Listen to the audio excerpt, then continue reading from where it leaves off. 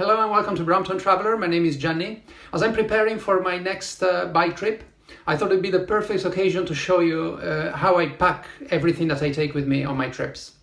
This will be a series that will cover how I pack my clothes, what I take with me, the gadgets that I carry, of course my camping gear, and finally the last video will cover how I pack the bike safely for a train, or in my case this time for a plane journey. In the first video I showed you the clothes I carry and how I pack them, and in the second video I explained everything that I carry on the plane in my backpack. If you haven't seen the first two videos, do check them out on my channel, and you will find also the links at the end of this video. Now let's have a look how I pack the bike and all the remaining things ready to be checked in at the airport. In this picture you can see everything that remains to be packed together with the bike. Let's have a look in a little more detail. This is a soft bike bag I use. You will find several options for such bags online, and as far as size, what I'm looking for is a soft bag that can accommodate a folding bike. They are light, inexpensive, and what I like about them is that once you've reached your destination, they can be folded into a light, small bundle that you can easily carry with you. If your tour involves a loop that begins and ends in the same location, you could also consider purchasing a hard case. And there's one specific made by Brompton, for example, that fits a bike, of course, perfectly. Then you could simply ask the hotel you're staying at the beginning if they could store it for you awaiting your return. But personally, I find these cases a little limiting. Sometimes my trip involves arriving in one location, starting the journey on my bike and then returning from somewhere else. If you're choosing the option of a hard case, the other thing to consider is the fact that the case itself will probably bring your weight over the allowance that the airline includes in your ticket. And as a consequence, you'll probably incur into extra charges. The way I pack my bike and the rest of my gear in the soft case, like you will see here, brings my checked-in luggage to about 22 kilos. This falls within the normal limits of a free allowance. And should you need to reduce it further, you'll always be able to adapt it by shifting a few of the things from the bike bag to your backpack. Of course, remember before departing, it's always a good idea to contact the airline or to find out in advance what your weight allowance exactly will be. As a further layer to enclose my bike, I always use a Dimpa bag, which is a bag you can purchase from IKEA stores and offers a snug fit for your Brompton. This soft bag is what contains the bike itself, and as a safety measure I always attach a plastic label card with my address in case something goes bad with my luggage. Next is a small case where I include all my bike tools. I'm by no means an expert bike mechanic, so I only bring tools that I know how to use, things that I need to use in order to do some basic maintenance on the bike or carry out some minor repairs. I try to always bring some spare spokes and nipples for the front and the rear wheels. As I mentioned on a different video, even though you're not maybe able to replace a spoke or to throw a wheel properly, having the right spare parts with you will enable you to walk into a bike shop and ask them to do it for you. I never had to replace brake pads on my journey. I do always check that I have good brake pads before I leave, but it's always good to just bring a few spares with you for the same reasons. What you see now is a tube that sits under my saddle and that holds the harness of my backpack.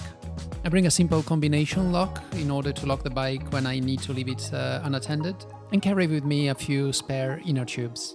The yellow sponge is something I got used to take with me. It weighs nothing, and it's mostly used during my journey whenever I feel that I need to freshen up quickly, and if I have access to a little water, the sponge is great for this. To its right is my MSR Haba Haba tent. This is a two-man tent, and while in the past I have used the one-man tent, I just feel that for the difference in weight, it's so much more comfortable to have a tent which is a bit wider. It allows you to bring in all your luggage when it gets wet, and generate some extra space, in order to be able to move a bit more freely. When it comes to tents, beyond the quality of the material, I think it is important to have a freestanding tent. This allows you to be able to pitch your tent even when the terrain is very hard and you cannot use the pegs to secure your tent. Of course, we have our folded up Brompton, a few Ziploc bags that I find always very useful, and the Brook saddle that is removed for packing. Below you can see the two spare tires. I mentioned in a previous video how important it is when touring to at least bring one spare tire, because they do wear out quite quickly. I then carry a selection of zip ties, and next to it some grease that is used to lubricate the bike. On the top right corner we now see the all-important tea bag that holds all the luggage at the front of the bike. a light roll-up camping mattress, below to the left the sleeping bag liner, a Thermarest inflatable mattress, and the first aid kit. Other light items which can be useful are some spare bungee cords, some Velcro straps, and as you can see, the leather straps that I use for the bar set under the saddle. Finally, we see some tape that I use for packing, and my small Swiss Army knife. Before I pack my bike, I always like to remove the saddle. This could be left in place, but I find it safer to just remove it and avoid any risk of damages either to the saddle or to the pentaclip system. Next, in order to make the tea bag more compact, I remove the internal frame, which is what allows the bag to be clamped to the bike. After this is done, the bag can be then rolled up and it will take much less space. I like to put all the things that go together with the bike in small bags. Doing so keeps them clean and tidy, away from the grease of the bike, and also reduces the risk of bits and pieces getting loose inside the bike bag and maybe causing some damages. I always remove the two little clamps that are used to hold the bike together when it is open, and I do so for the simple reason that if they are left in place when the bike is folded, they will stick to the side of your bag, and if they get into contact with something heavy, you run the risk of them snapping, and something so simple would be enough to prevent you carrying on with your journey. And this is why I always take with me a spare of these clamps. In the unlikely event that one of them snaps, I will always have at least one more to rely on as a backup. As far as the spare spokes are concerned, I use the fact that the tube that sits under the saddle is a hollow tube and becomes a perfect place to store them.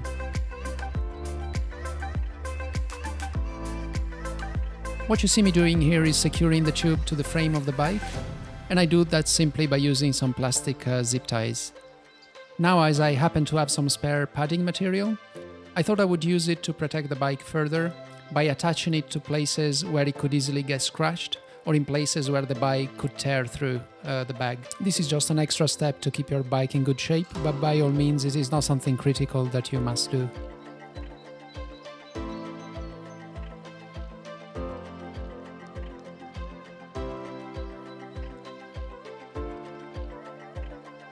We're now ready to put the bike and everything else into the bags.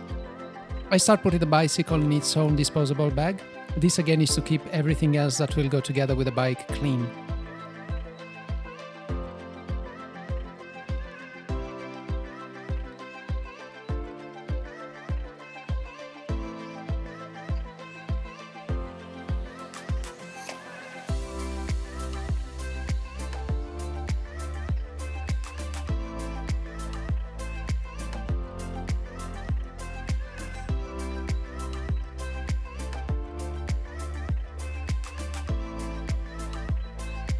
Next, I insert the camping rolling mat inside the Dimpa bag.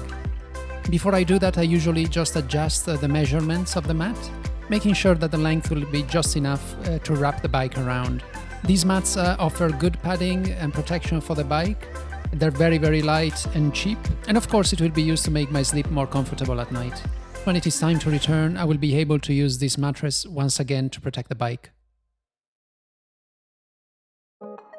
Next, you can see me inserting the bicycle and the mattress inside the Dimpa bag.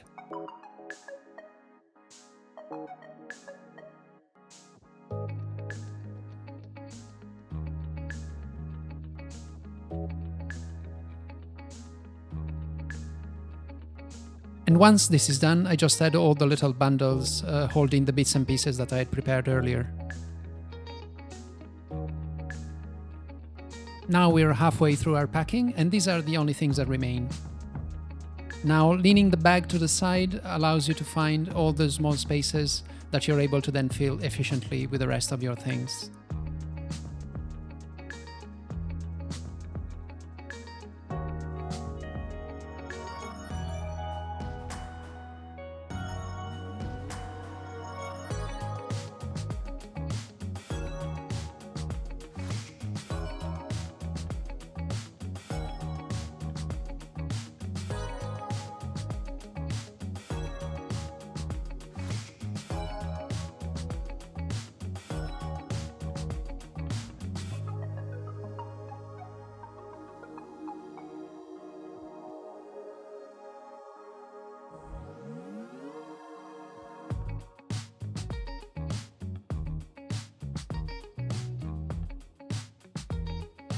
The last step is opening the bicycle bag.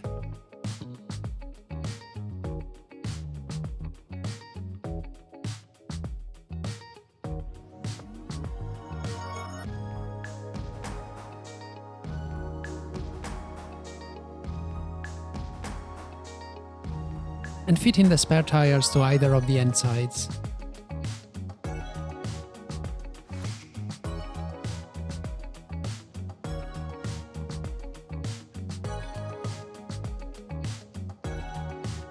To conclude, I like to secure the zip by using a small padlock.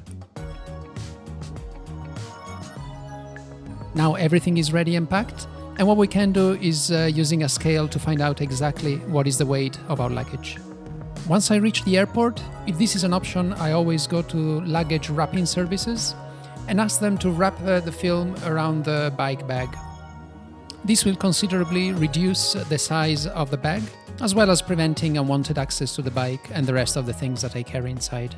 All that is left to do is check in your bike and look forward to another great journey. I hope you enjoyed this series of videos. And should you have any questions or queries, do not hesitate to ask them in the comments below.